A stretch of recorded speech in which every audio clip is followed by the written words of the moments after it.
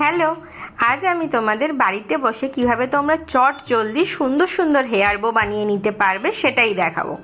দেখো, এখানে আমি নীল কালারের একটা সুতির কাপড় নিয়েছি, সেটাকে 10x5 সেন্টিমিটার কেটে নিয়েছি। তারপর আমি যেভাবে ফোল্ড করেছি তোমরা ঠিক সেভাবে ফোল্ড করবে। আর আমি আরেকটু বেশি সিকিওর করার জন্য প্রথমে গ্লু দিয়ে সিকিওর করে নিয়েছি, তারপর সেলাই করে নিচ্ছি। দেখো আমাদের কি সুন্দর বো রেডি। এবার এই বোটাকে সুন্দরভাবে ডেকোরেট করব। যেহেতু আমার কাছে নীল সুতো ছিল না, তাই আমি সবুজ সুতো দিয়ে সেলাই করেছি। তাই মাঝে ছোট্ট করে রাইনস্টোন চেন কেটে আটকে নিয়েছি, আর দুপাশে সুন্দর হোয়াইট বিডস লাগাচ্ছি।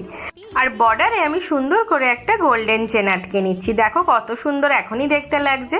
আর 9 সেন্টিমিটার, 7 সেন্টিমিটার আর 5 সেন্টিমিটার মাপের 3টে রাইনস্টোন চেন কেটে সুন্দর করে লাগিয়ে নিয়েছি। দেখো আমাদের বো রেডি। কত সুন্দর হয়েছে আউটকামটা। তোমরা এরকমই ঘরে বসে সুন্দর সুন্দর বো বানিয়ে নিতে পারো। আজকের মতো টাটা।